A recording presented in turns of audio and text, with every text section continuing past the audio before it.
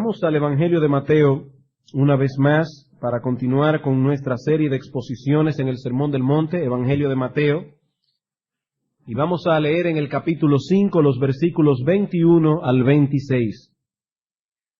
Oísteis que fue dicho a los antiguos, no matarás, y cualquiera que matare será culpable de juicio. Pero yo os digo que cualquiera que se enoje contra su hermano será culpable de juicio. Y cualquiera que diga necio a su hermano será culpable ante el concilio. Y cualquiera que le diga fatuo quedará expuesto al infierno de fuego. Por tanto, si traes tu ofrenda al altar y allí te acuerdas de que tu hermano tiene algo contra ti, deja allí tu ofrenda delante del altar y anda, reconcíliate primero con tu hermano y entonces ven y presenta tu ofrenda. Ponte de acuerdo con tu adversario pronto, entre tanto que estás con él en el camino, no sea que el adversario te entregue al juez y el juez al alguacil y seas echado en la cárcel. De cierto te digo que no saldrás de allí hasta que pagues el último cuadrante.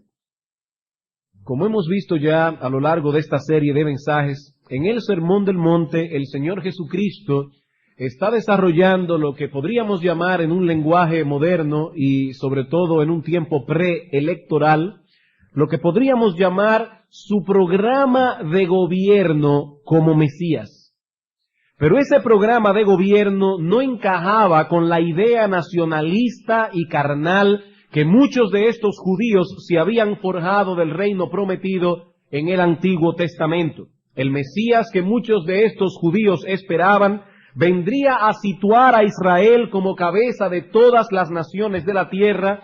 Israel alcanzaría una posición de gloria y un poderío político, económico y militar superior al que alcanzó la nación en los días de David y en los días de Salomón. Pero ahora viene nuestro Señor y en este discurso no menciona ni una sola palabra acerca de estas cosas. Nada se habla aquí acerca de Roma y de su poder opresivo sobre el pueblo de Israel. Ni una sola promesa que aliente la instauración de cambios políticos o sociales en Palestina en el futuro cercano.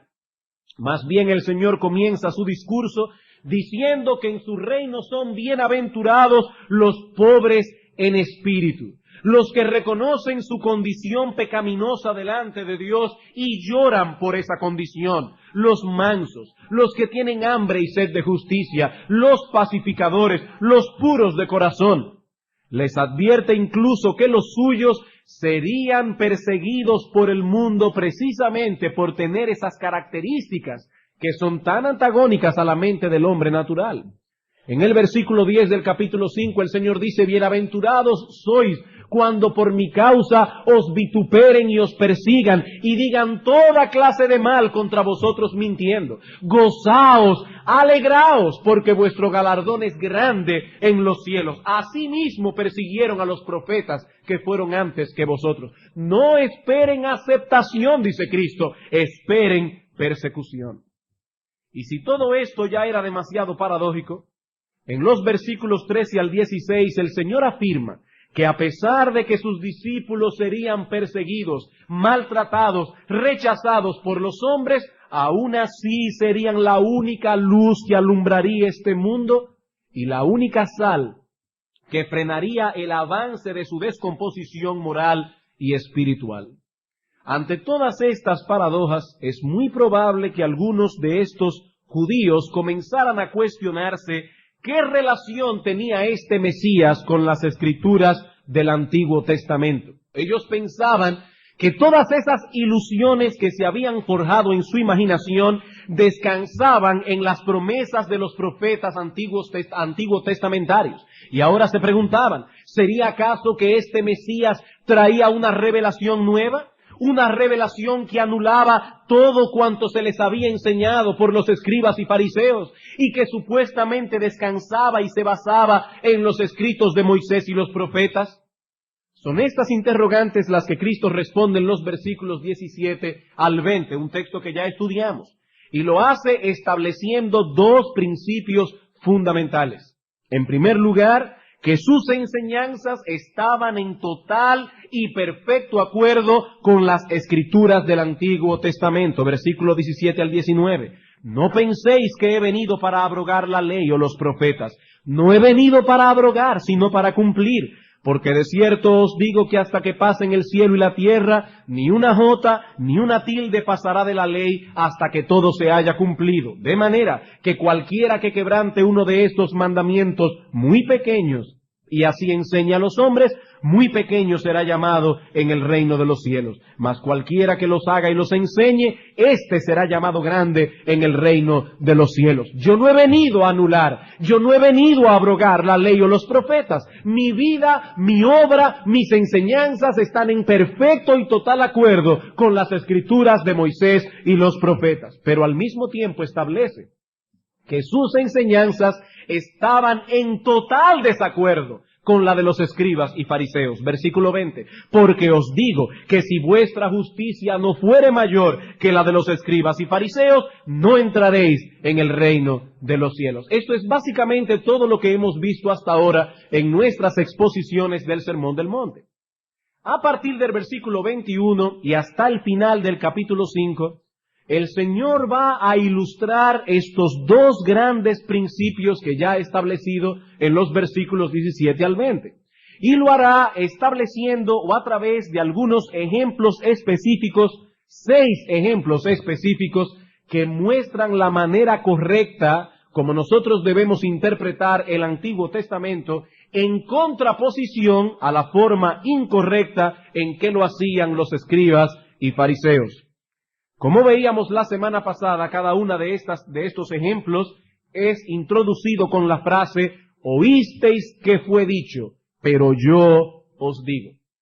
Y en cada uno de ellos, el Señor contrapone la verdadera interpretación de la ley a la interpretación tradicional generalmente aceptada por el pueblo. Como veíamos la semana pasada, el Señor no tenía conflicto con la ley en sí misma. Eso es lo que el Señor establece en los versículos 17 al 19. Su problema era más bien con la forma en que los escribas y fariseos interpretaban la ley. Y en el sermón pasado establecimos 4 principios que nos ayudarían a interpretar todo este pasaje en el capítulo 5 completo, principios que son comunes a los 6 ejemplos presentados aquí. Antes de entrar a ver cada uno de estos ejemplos por separado, empezamos con lo general para entonces llegar a lo particular. ¿Y cuáles son estos principios que debemos tomar en cuenta a la hora de estudiar estos ejemplos, estas ilustraciones? Bueno, en primer lugar, dijimos que en estas 6 ilustraciones, el Señor está liberando la ley de Moisés de las interpretaciones rabínicas, tradicionales, que en realidad habían oscurecido el verdadero significado de la ley. El Señor no está estableciendo una nueva ley. El Señor está más bien librando la ley de todas esas interpretaciones rabínicas que habían oscurecido la ley. En segundo lugar, dijimos que en esas 6 ilustraciones Cristo nos enseña que debemos obedecer el espíritu de la ley y los principios que se derivan de ella y no quedarnos únicamente en la letra, el problema de los escribas y fariseos. En tercer lugar, que la ley de Dios toca nuestras motivaciones y nuestros pensamientos lo mismo que nuestras acciones. Y finalmente, que no debemos ver la ley únicamente en su aspecto negativo, sino también en el positivo. En otras palabras, que el propósito de la ley no es únicamente el de impedir que hagamos lo malo, sino también el de promover que hagamos lo bueno. No solo condena el pecado, sino que también promueve la justicia. Bien, en la mañana de hoy, comenzaremos a tratar con el primero de estos ejemplos, que es el que acabamos de leer en los versículos 21 al 26. Y en este ejemplo, Cristo nuestro Señor revela las deficiencias de la interpretación rabínica del 6º mandamiento. Y vamos a tratar con este texto bajo los siguientes encabezados. Es un bosquejo muy simple. Yo había pensado dar todo este material en este sermón, pero eso va a ser imposible, así que vamos a comenzar a tratar con el sexto mandamiento. Veremos en primer lugar la interpretación rabínica, la interpretación comúnmente aceptada por los judíos del sexto mandamiento. ¿Cómo interpretaban ellos las palabras del Decálogo, no matarás? Y en segundo lugar pasaremos a considerar el verdadero alcance de esas palabras, el verdadero alcance del sexto mandamiento. Vamos a Mateo capítulo 5, versículo 21 otra vez, para ver la interpretación rabínica del sexto mandamiento. Oísteis que fue dicho a los antiguos, no matarás, y cualquiera que matare será culpable de juicio. Como hemos visto ya, hermanos, al decir oísteis que fue dicho, el Señor no tiene en mente la ley de Moisés. Excúsenme que repita tanto este concepto, pero es importante. El Señor no tiene en mente la ley de Moisés, sino la interpretación que los escribas y fariseos daban a la ley de Moisés. El sexto mandamiento del Decálogo dice, no matarás. Pero entonces los escribas y fariseos agregaban un pequeño comentario que distorsionaba por completo el alcance de este mandamiento. No matarás, y cualquiera que matare será culpable de juicio. Alguien preguntará, pero pastor, ¿no es eso acaso lo que enseñaba la ley? ¿Que cualquiera que cometiera un homicidio debía ser juzgado por las autoridades civiles competentes? La respuesta es afirmativa. Eso es lo que enseñaba la ley. En Deuteronomio capítulo 16, versículo 18, vemos que Dios ordenó a Moisés que constituyera jueces y oficiales en el pueblo que juzgaran a Israel. Dice el texto, jueces y oficiales pondrás en todas tus ciudades que Jehová tu Dios te dará en tus tribus, los cuales juzgarán al pueblo con justo juicio. Y no solo eso, sino que Dios estableció también cuál era la pena que se debía aplicar en caso de homicidio. En Números capítulo 35, versículos 30 al 31 dice, cualquiera que diere muerte a alguno, por dicho de testigos morirá. Y no tomaréis precio por la vida del homicida, es decir, no podía ser pagada ninguna fianza en caso de un crimen así, porque está condenado a muerte, indefectiblemente morirá. Así que al afirmar que cualquiera que matare será culpable de juicio, los escribas y fariseos estaban repitiendo un concepto que estaba ciertamente contenido en la ley. Ellos no estaban inventándose una cosa que no estaba en la ley, no, hermanos. Ese concepto estaba en la ley. La pregunta es, ¿dónde entonces está el problema? En que al poner un concepto al lado del otro, están limitando el alcance del sexto mandamiento. El llevar a juicio a una persona que matare a otra era parte de la ley, pero no era todo lo que el sexto mandamiento implicaba. El problema del escriba era que ponía una cosa al lado de la otra, como si estas palabras de la ley en Números 35 interpretaran el Decálogo. ¿Quién era un homicida para el escriba? Todo aquel que podía ser llevado delante de un tribunal humano por matar a otro. Pero ese tribunal solo podía juzgar actos homicidas. Que alguien quitara la vida de otro. Y siempre y cuando hubiesen testigos que pudiesen testificar contra el acusado. La ley era muy estricta al respecto. En el texto que leímos de Número 35, dice cualquiera que diere muerte a alguno por dicho de testigos, en plural, morirá. Mas un solo testigo no hará fe contra una persona para que muera. En otras palabras, no debéis aceptar el testimonio de un solo testigo para dictar pena capital. Al citar el sexto mandamiento al lado de esta ley, estaban limitando el pecado a la acción homicida. No matarás, de acuerdo a este criterio, solo era violado cuando alguien cometiera un homicidio literal. Pero mientras no se llegaran a esos extremos, podríamos estar tranquilos. Esa es la idea que los escribas y fariseos estaban transmitiendo. Pero había otro problema envuelto en el asunto. Al citar ambas cosas juntas, una al lado de la otra, como si una interpretara a la otra, estaban limitando también las sanciones que acompañan al mandamiento. La idea que el escriba transmitiera esta: si alguna persona viola esta ley, será traído a juicio, y si es encontrado culpable, será castigado con la muerte. Todo eso es verdad, pero no es toda la verdad.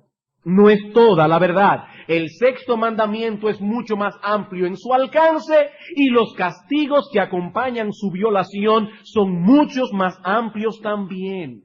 La interpretación tradicionalista que estos judíos habían recibido y que era generalmente aceptada en los días del Señor como buena y válida, era totalmente inadecuada. El sexto mandamiento tiene que ver con el corazón. El sexto mandamiento tiene que ver con los sentimientos que albergamos en el corazón contra otras personas. El sexto mandamiento tiene que ver con las palabras que pronunciamos en un momento de ira y de indignación. Y el castigo que acompaña la violación de este mandamiento va mucho más allá que la pena capital impuesta por los hombres. Dice en Apocalipsis capítulo 21, versículo 28, que los homicidas tendrán su lugar en el lago que arde con fuego y azufre, que es la muerte segunda. Por eso dice Cristo, el problema no es únicamente que el que matare a otro será culpable de juicio, es que el que le diga fatuo a su hermano quedará expuesto al infierno de fuego. Si no alcanzamos a entender este mandamiento o cualquier otro mandamiento de las Escrituras, desde esta perspectiva, la ley de Dios, hermanos, no hará el efecto que debe hacer. ¿Cuál es el propósito primario de la ley? El propósito primario de la ley es mostrar el carácter justo de Dios para que de ese modo veamos el carácter injusto del hombre. Esa es la idea. El propósito de la ley es mostrarnos cuán pecadores somos. Como dice Pablo en Romanos capítulo 3, versículo 19, todo lo que la ley dice, lo dice a los que están bajo la ley, para que toda boca se cierre y todo el mundo quede bajo el juicio de Dios.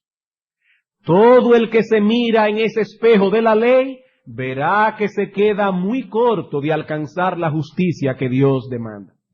¿Qué hace el fariseo? ¿Qué hace el escriba ante este problema? ¿Va delante de Dios buscando misericordia, pidiendo ser revestido con la justicia perfecta de Cristo? Por supuesto que no. El fariseo es demasiado orgulloso para hacer esto. Él tiene una manera distinta de resolver el problema.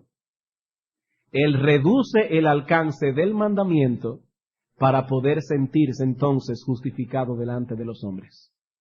Como no puede alcanzar la norma que Dios exige, en vez de reconocer su impotencia, en vez de reconocer su pecado, en vez de clamar por misericordia, él se hace una norma que le venga a la medida de sus posibilidades. Él se hace un traje que le sirva. En los versículos siguientes, el Señor va a evidenciar la deficiencia de la interpretación farisaica, explicando lo que el sexto mandamiento implica en realidad. Hermanos, la solución no está en rebajar el mandamiento. La solución está en huir a Cristo clamando por misericordia. ¿Cuál es el alcance real del sexto mandamiento?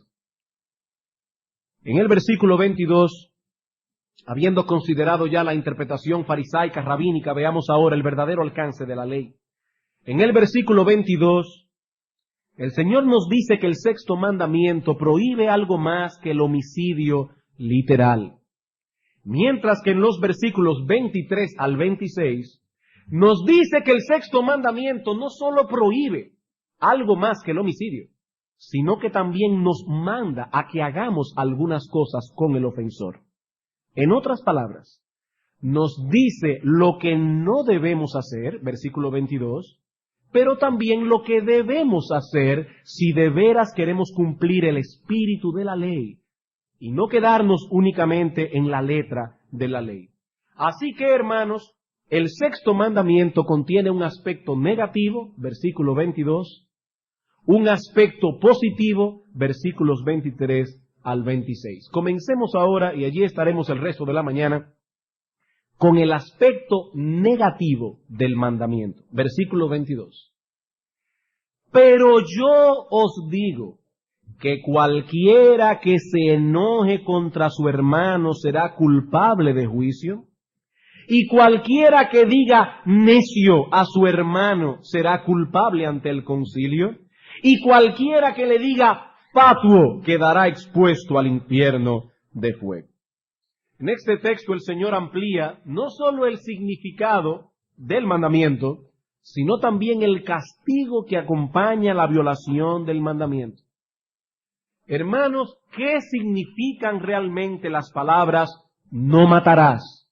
Bueno, es indudable y muy obvio que prohíben el homicidio.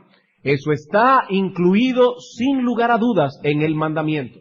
Pero lo que estamos diciendo es que incluye algo más. ¿Qué más? Bueno, al menos dos cosas más. Dos cosas más. En primer lugar, el sexto mandamiento prohíbe albergar en el corazón un enojo pecaminoso e injusto contra cualquier persona. El sexto mandamiento prohíbe el albergar un enojo pecaminoso en el corazón contra cualquier persona. Dice aquí, pero yo os digo que cualquiera que se enoje contra su hermano, el que se enoje con él, ya será culpable de juicio. Pero pastor, allí dice contra su hermano. Sí, pero debemos recordar que Cristo está hablando en un contexto judío y que ellos se llamaban hermanos unos a otros en el sentido racial. Así que este texto no se circunscribe únicamente a las relaciones familiares, no se circunscribe únicamente a las relaciones dentro de la iglesia. Este texto es mucho más amplio en su alcance. Lo que Cristo está diciendo es, cualquiera que alberga enojo, ira, resentimiento, amargura, odio en su corazón contra cualquier persona, está violando el espíritu de la ley. Así que culpable no es únicamente el que comete homicidio, sino también el que alberga en su corazón todos esos sentimientos malignos contra su hermano. Pastor, ¿significa esto que la ira, el enojo son pecaminosos? No necesariamente. No necesariamente. La ira y el enojo no son pecaminosos en sí mismos. La Biblia posee testimonios abundantes que demuestran y testifican que la capacidad de airarse es parte de la imagen divina en el hombre. Así como Dios es amor y lleno de bondad, así también las Escrituras nos enseñan que Dios posee una ira y un aborrecimiento infinito hacia el pecado y todas sus manifestaciones. Nuestro Dios es un Dios que tiene ira. Y hay un texto bíblico, podemos buscar muchos, pero hay un texto bíblico en el que se muestra esto de una manera muy evidente, Números capítulo 11. Números capítulo 11. En ese capítulo encontramos 3 ocasiones en que Dios se airó contra el pueblo de Israel. Números capítulo 11, versículos 1 al 3. Aconteció que el pueblo se quejó a oídos de Jehová, y lo oyó Jehová, y ardió su ira, y se encendió en ellos fuego de Jehová, y consumió uno de los extremos del campamento. Entonces el pueblo clamó a Moisés, y Moisés oró a Jehová, y el fuego se extinguió, y llamó a aquel lugar Tabera, porque el fuego de Jehová se encendió en ellos. Pero no bien acaban de pasar por esta experiencia, y dice en el versículo 4, y la gente extranjera que se mezcló con ellos tuvo un vivo deseo, y los hijos de Israel también volvieron a llorar, y dijeron, ¿quién nos diera a comer carne? Versículo 31.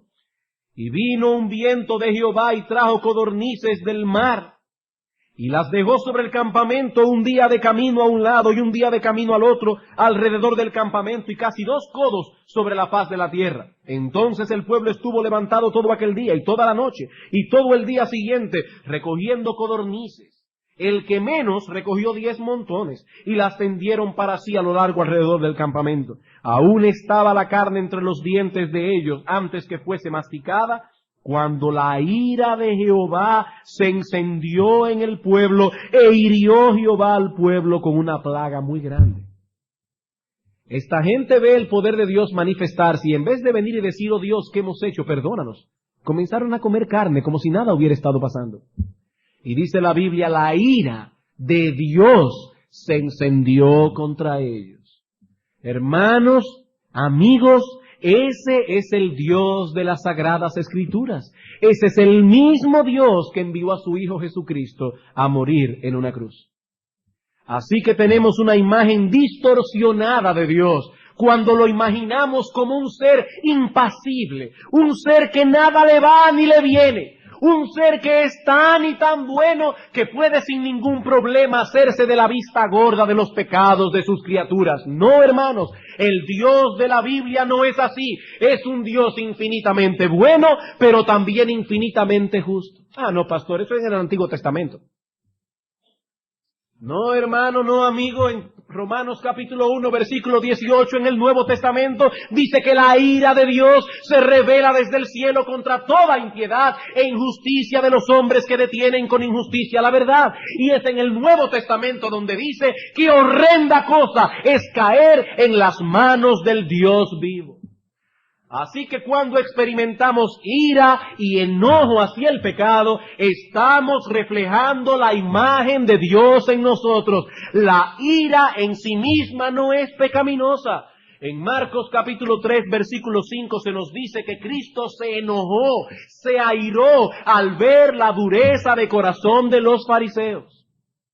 Y podemos estar seguros de que cuando el Señor Jesucristo echó del templo a los vendedores y a los cambistas, lo hizo con enojo. Y cuando pronunció aquellos ayes terribles que aparecen en Mateo capítulo 23 contra los escribas y fariseos, lo hizo con enojo. ¡Ay de vosotros, escribas y fariseos hipócritas!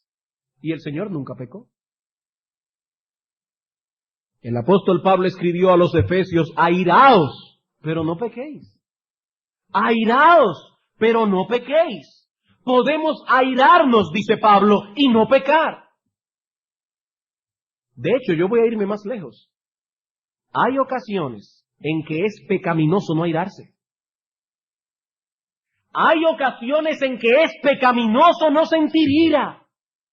Como bien señala el comentarista John Brown, hay ciertas circunstancias en las cuales pecaríamos si no nos airamos. Y Martin Lloyd-Jones escribió, cuanto más santos nos hacemos, tanta más ira sentimos por el pecado.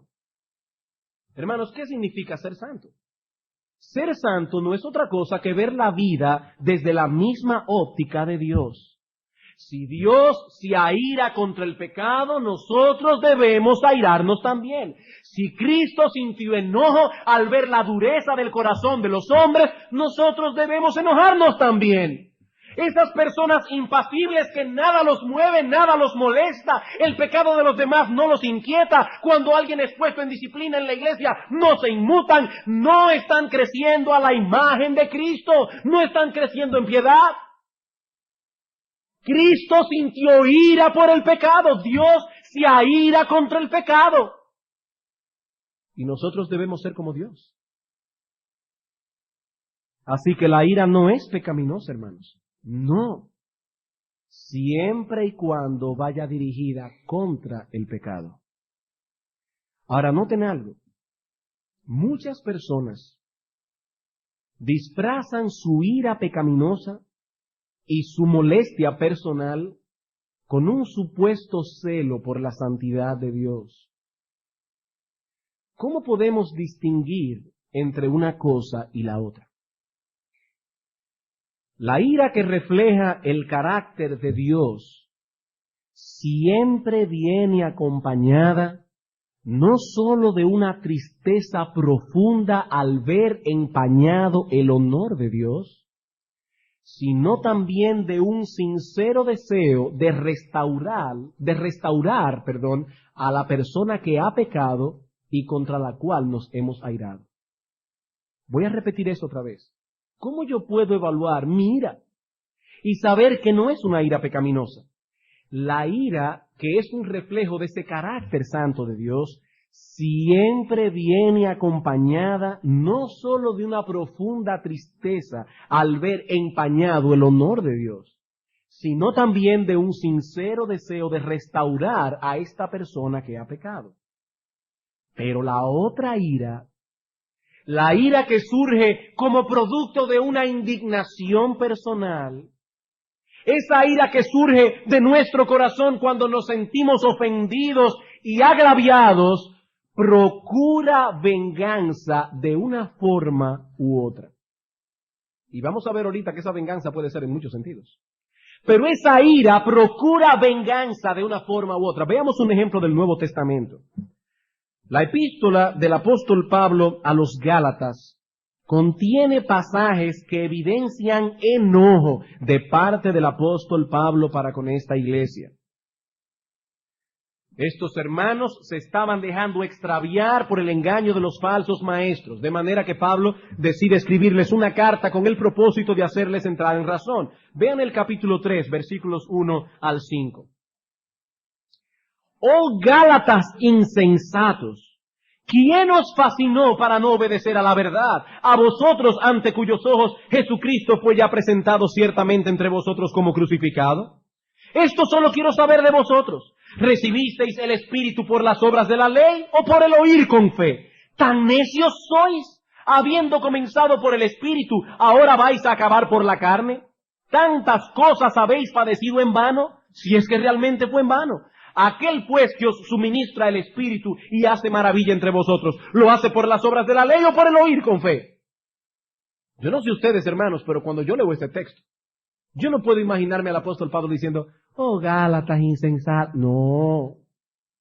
No, yo creo que el apóstol Pablo estaba airado.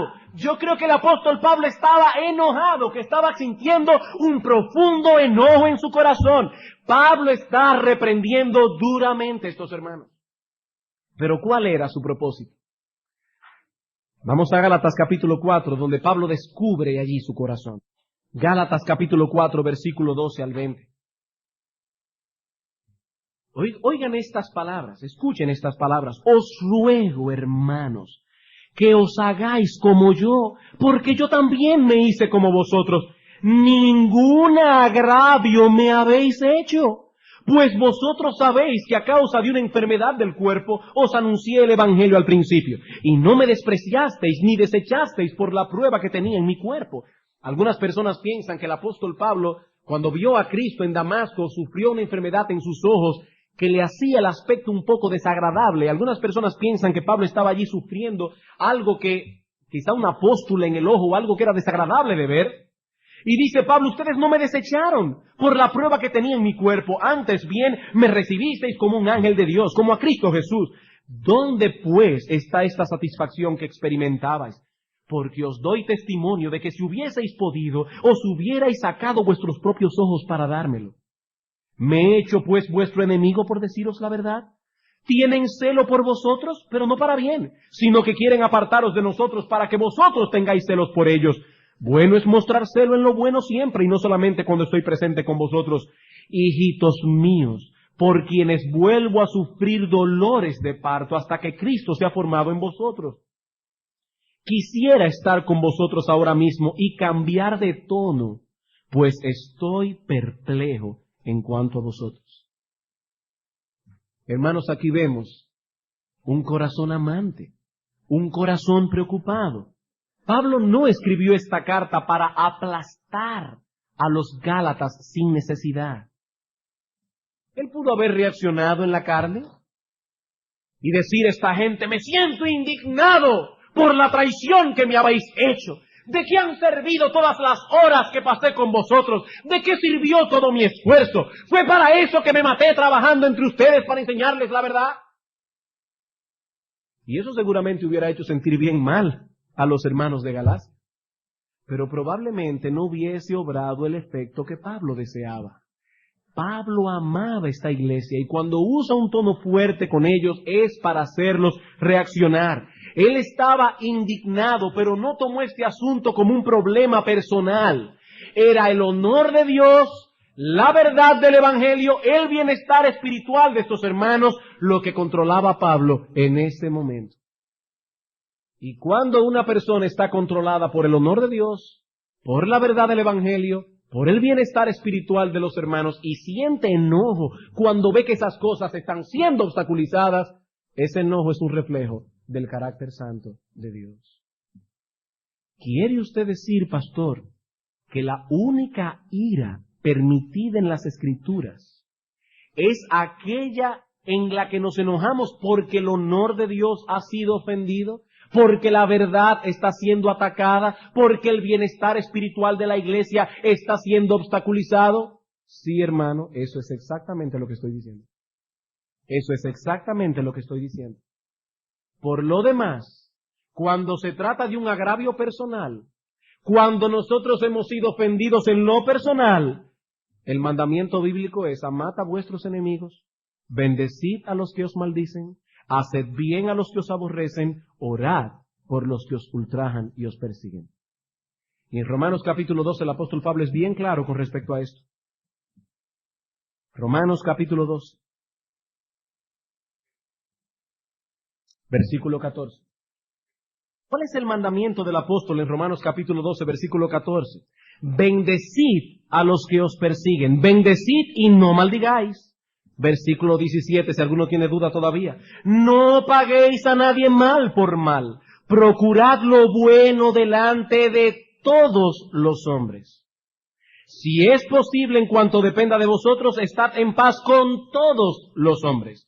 No os venguéis vosotros mismos, amados míos, sino dejad lugar a la ira de Dios. Porque escrito está: mía es la venganza, yo pagaré, dice el Señor. Así que si tu enemigo tuviere hambre, dale de comer. Si tuviere sed, dale de beber. Pues haciendo esto, ascuas de fuego amontonarás sobre su cabeza. No seas vencido de lo malo, sino vence con el bien el mal.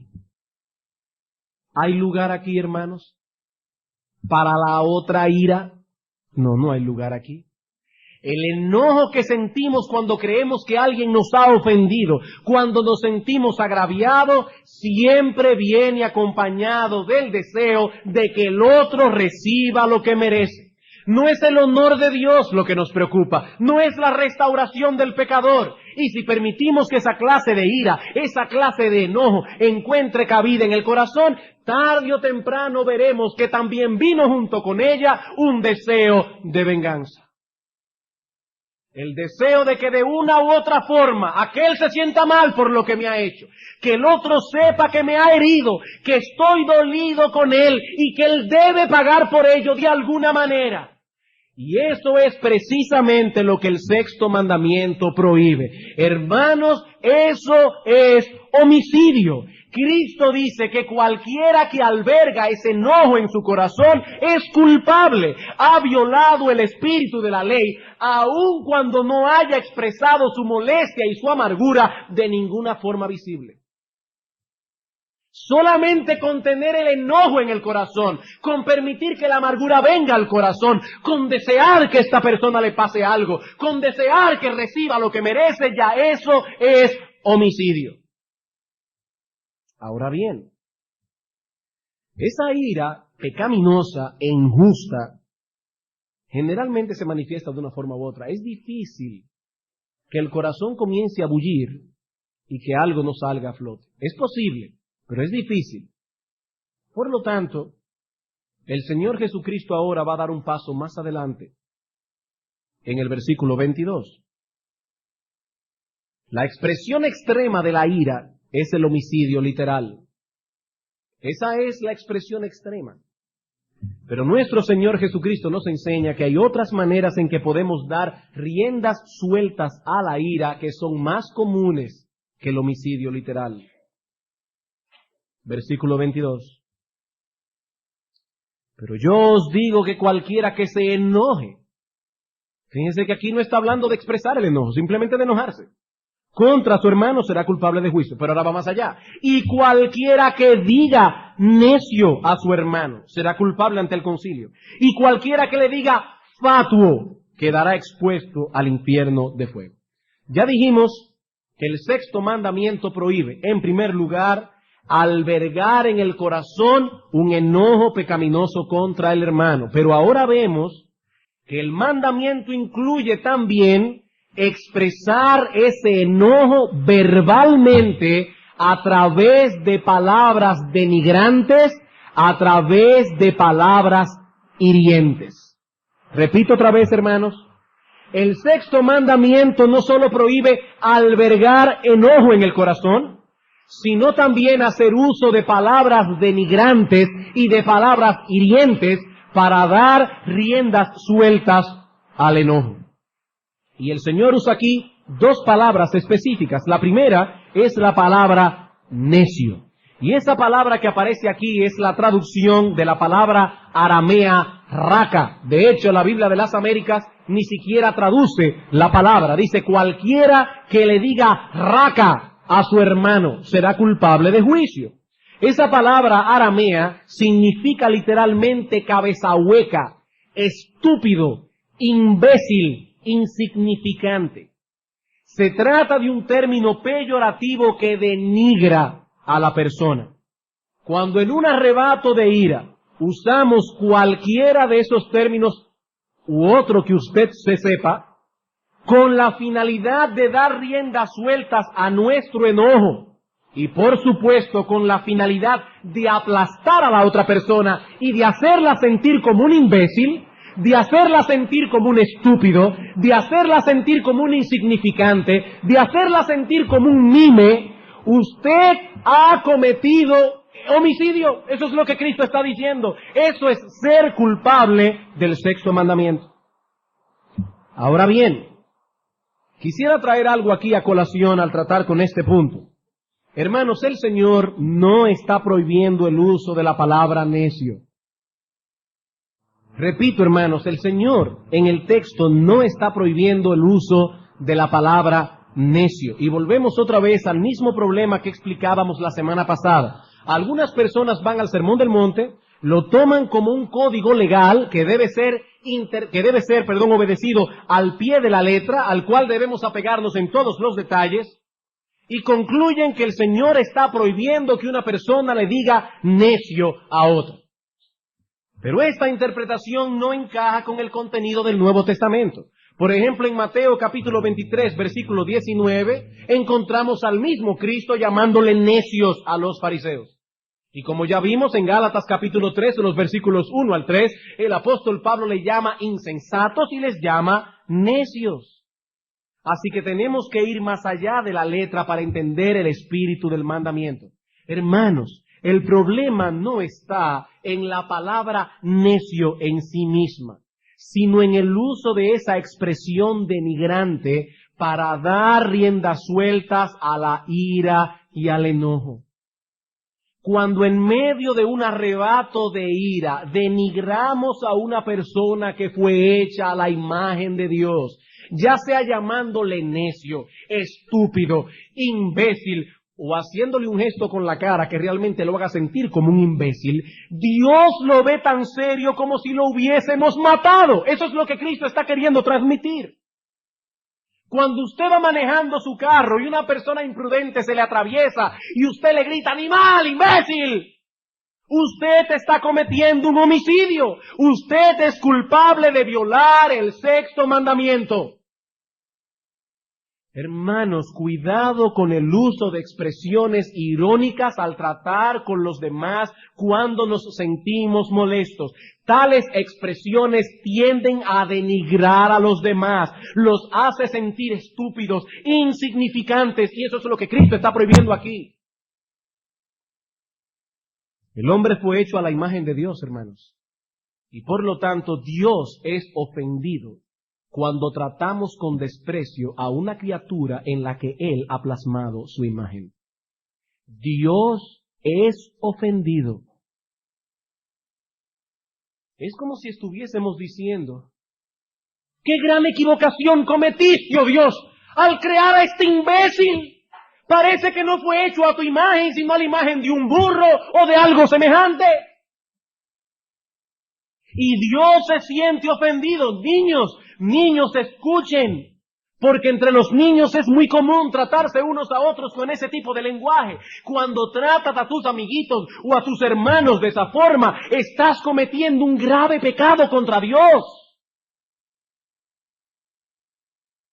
Y de igual manera, padres, profesores, adultos, cuando tratamos a los niños de esa manera, estamos cometiendo un grave pecado contra Dios. A veces nos olvidamos que ellos también llevan plasmada la imagen de Dios. Y les hacemos comentarios cuando cometen ciertas torpezas, que lo que les estamos diciendo es: eres un imbécil, eres un estúpido, eres un insignificante. Y eso es exactamente lo que Cristo está prohibiendo, hermanos, aquí en este texto. Nosotros debemos trabajar con nuestros hijos. Debemos trabajar con nuestros hijos, enseñarles a que tengan un lenguaje y un vocablo benévolo. Benévolo. La otra expresión que el Señor trae aquí en el texto a colación es la palabra fatuo. Fatuo. Esta es una traducción del vocablo hebreo moré, que significa literalmente rebelde, apóstata o impío. Y era uno de los peores insultos que se le podía decir a un judío en los días del Señor.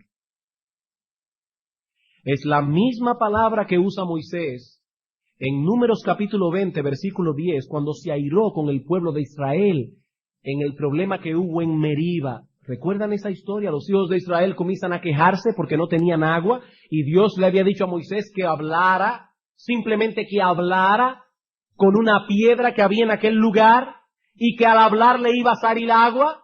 Pero Moisés estaba tan molesto que no se limitó a hacer lo que Dios le mandó, sino que primero se dirigió al pueblo llamándoles rebeldes, moré, apóstatas, y luego golpeó la roca. Y ese pecado fue tan grave a los ojos de Dios que por esa razón Moisés no introdujo al pueblo de Israel en la tierra prometida. Volvemos a preguntar otra vez.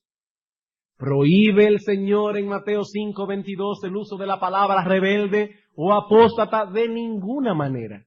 De ninguna manera. Este no es un código legal. Hay momentos en que la ley del amor debe llevarnos a hacerle ver a alguien que es un apóstata, que es un rebelde. Y mientras usamos al mismo tiempo todos los mecanismos que tenemos a la mano para ganar a tal persona. Lo que el Señor prohíbe en el texto, o para ponerlo de otro modo, lo que prohíbe el sexto mandamiento implícitamente, es el uso de expresiones como esas, como una manifestación de ira o enojo personal.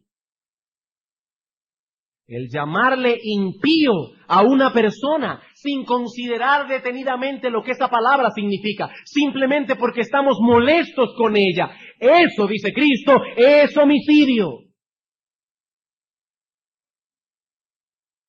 Y los homicidas no entrarán en el reino de los cielos.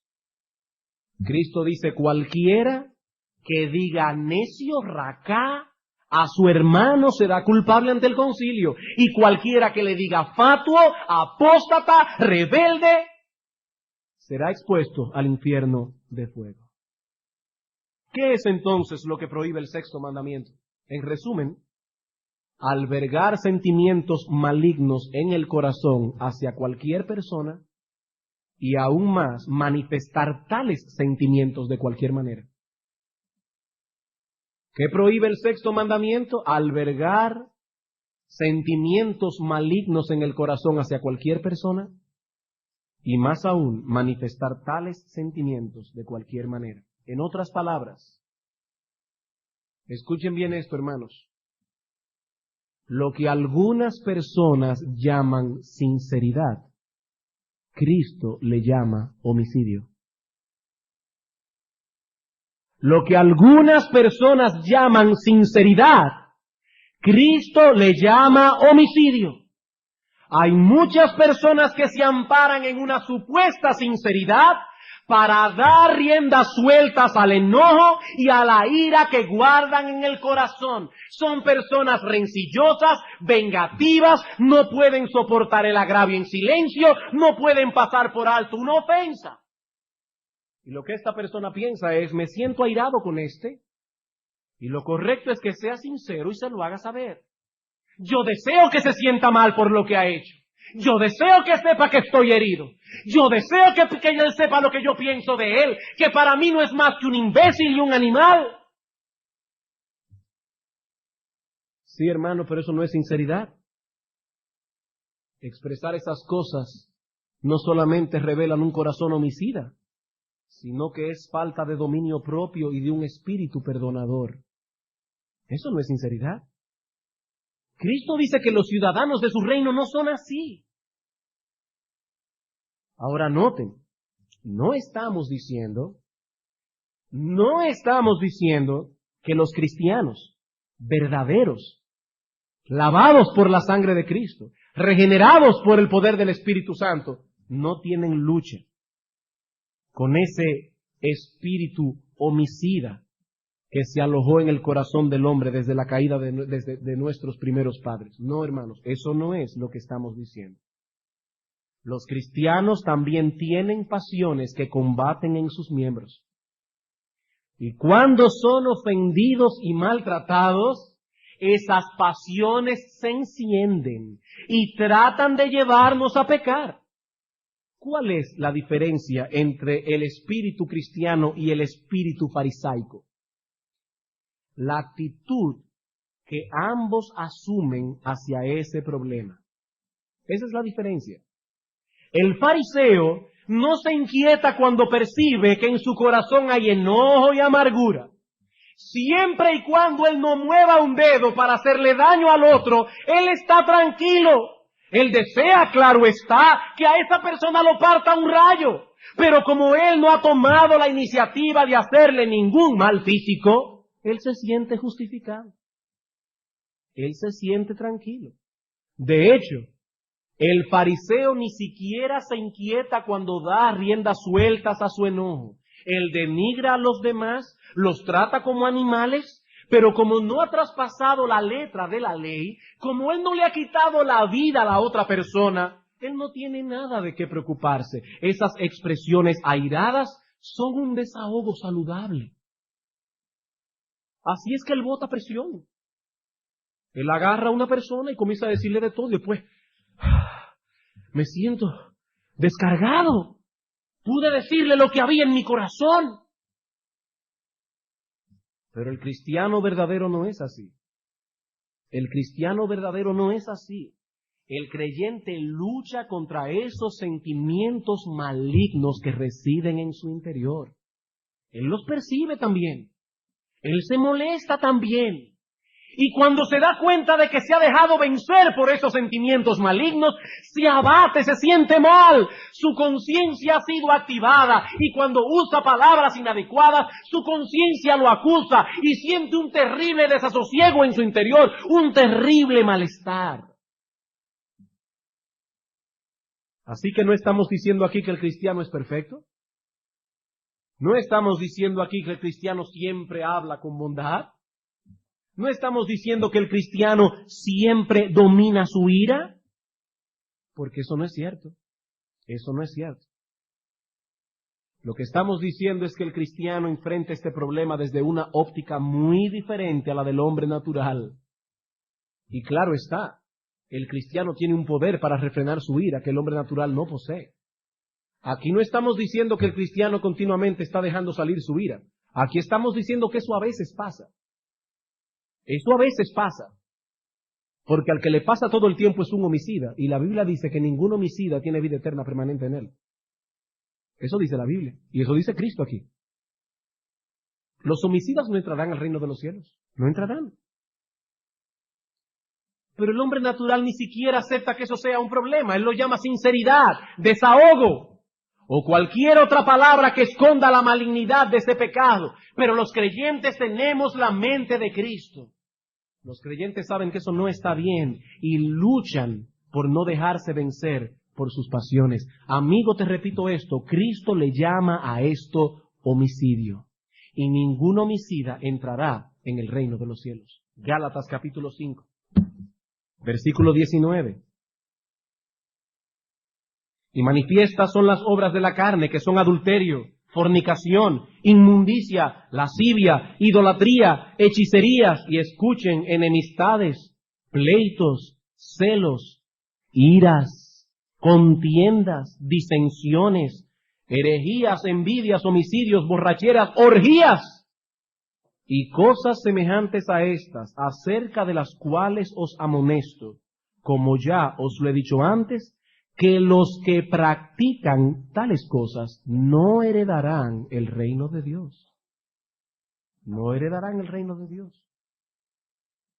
Sí es cierto, todo creyente tiene que luchar con esas pasiones diariamente. Unos más, otros menos. Noten lo que dice Pablo en Efesios capítulo 4. Efesios 4:31, quítense de vosotros toda amargura, enojo, ira, gritería, maledicencia, toda malicia. El apóstol Pablo está escribiendo aquí a hermanos. Si eso no fuese un problema para los creyentes, ese texto estaría allí de más. Pero el inconverso no lucha con esas cosas. El inconverso no sabe lo que es inquietarse por esos sentimientos malignos que residen en el corazón. El inconverso se ofende cuando escucha que la palabra de Dios lo acusa de homicidio. Piensan que esa acusación es exagerada. Nos dicen incluso que en este mundo tan cruel no se puede ser manso, que hay que darse a respetar. Amigos, si esa es tu forma de pensar, eres un homicida. Y espero que las palabras de Cristo en esta mañana traspasen tu conciencia y quebranten tu corazón.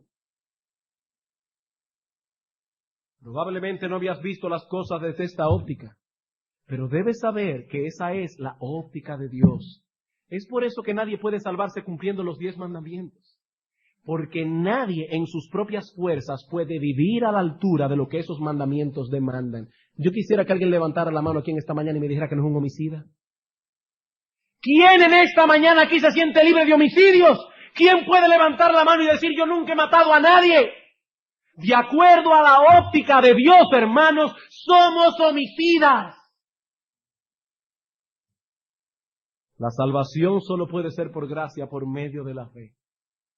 Solo Cristo puede salvar al pecador poniendo en nuestra cuenta su justicia perfecta. ¿Cómo? Por medio de la fe. Al que cree, como dice Pablo en Romanos 4, su fe le es contada por justicia. Amigo, la ley de Dios nos acusa, la ley de Dios nos condena. Nadie sale absuelto cuando es juzgado por esa norma. Muchas veces nos encontramos predicando la palabra de Dios a ciertas personas y sabemos que en el fondo de corazón esas personas están pensando, yo no necesito estas cosas. Yo no soy tan malo. De acuerdo a tus estándares, no. De acuerdo a los estándares de Dios, tú eres incluso un homicida, amigo mío. Tú eres un asesino. Tu problema es el mismo del fariseo. Antes que ver tu impotencia al no poder alcanzar lo que la ley de Dios exige, prefieres mejor rebajar la ley. ¿Me puedes decir a mí que no has albergado nunca sentimientos malignos en tu corazón contra otros? ¿Me quieres decir a mí que no has usado nunca palabras denigrantes, expresiones hirientes? Eso es homicidio a los ojos del Señor. Pero eso no es todo. Solo quisiera hacer notar antes de concluir que el Señor Jesucristo llegó más lejos.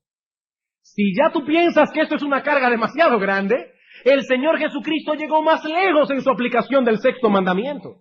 No basta con que nos abstengamos de hablar palabras duras contra otros en un momento dado. No, Cristo dice que debemos dar un paso más adelante y tratar de remover la causa del conflicto. Versículo 23. Por tanto, si traes tu ofrenda al altar y allí te acuerdas que tu hermano tiene un problema contra ti, deja allí tu ofrenda y ve y reconcíliate con tu hermano. No es únicamente el asunto de no hacer, es también hacer. No es dejar de hacer lo incorrecto, es hacer lo correcto. Pero eso lo veremos la semana que viene. Por ahora, que cada uno examine su corazón a la luz de lo que hemos visto hoy. ¿Estamos nosotros luchando contra esos sentimientos homicidas que residen en el corazón? ¿Sentimos nosotros un profundo pesar cuando somos vencidos por nuestras corrupciones en ese sentido? ¿O en realidad nunca habíamos visto la gravedad de este pecado? Amigo mío, si hoy te sientes convicto de pecado, te tengo una buena noticia. Una buena noticia. Qué bueno que la ley de Dios pudo traspasar tu conciencia, porque para eso fue que Dios dio la ley. Pero ¿sabes una cosa? Para eso vino Cristo. Para limpiarnos de nuestros pecados por medio de su sangre preciosa. Él es la única ciudad de refugio en la cual podemos escondernos, porque nuestra culpa es grande a los ojos de Dios. Pero qué bueno es saber que las puertas de esa ciudad aún permanecen abiertas para todo aquel que llega humillado a ese lugar clamando por misericordia. Cristo dice, el que a mí viene, no importa que sea un homicida, yo no le echo fuera. Venid a mí y estemos a cuenta, que si vuestros pecados fueren como la grana, como la nieve serán emblanquecidos. Si fueren rojos como el carmesí, vendrán a ser como blanca lana. No mires únicamente tu pecado. Para eso está la sangre de Cristo, para purificarte de toda maldad. Y hermano, si alguno aquí se ha dado cuenta de que ciertamente ha estado violando más de lo que creía el sexto mandamiento, también para nosotros tenemos a Cristo. También para nosotros tenemos a Cristo. Como decían los puritanos, por cada vez que tú mires tu pecado, mira 10 veces a Cristo. Mira 10 veces a Cristo. Ve a Cristo pidiendo perdón y diciendo, Señor, ayúdame a refrenar esa maldad que reside en mi corazón, porque soy un homicida. Oh Señor, pero ayúdame para poder manifestar en esos momentos la bondad y el amor que tú manifestaste a tus enemigos. Vamos a orar, hermanos. Al escuchar estas cosas, oh Señor, surge de nuestro corazón un clamor y una acción de gracias. Gracias por nuestro bendito Salvador. Señor, ¿qué sería de nosotros si Cristo no hubiese derramado su sangre en la cruz del Calvario? ¿Qué sería de nosotros? Oh Señor, cuántos homicidios y asesinatos hemos cometido en toda nuestra vida. ¿Cuántas veces, oh Dios, hemos violado el sexto mandamiento? Pero qué bueno, Padre, que no hay un solo pecado, por más horrible que sea, que la sangre de Cristo no puede lavar. Señor, queremos pedirte que tu Santo Espíritu traiga a algunos aquí esta mañana al arrepentimiento. Que si fueron convictos de pecado, también sean movidos a clamar por perdón. Y a nosotros, oh Señor, ayúdanos. Ayúdanos para que podamos seguir mortificando cada vez más el pecado remanente en nuestro cuerpo, y que al mismo tiempo podamos desarrollar cada vez más aquellas características que reflejan en nosotros el carácter de Cristo. Ayúdanos, oh Señor, a crecer en compasión, a crecer en misericordia, en bondad, en amor, aun hacia aquellos que nos aborrecen y nos persiguen. Ayúdanos, oh Dios nuestro, porque en nuestras propias fuerzas nosotros no podemos. Te lo suplicamos en Cristo Jesús. Amén.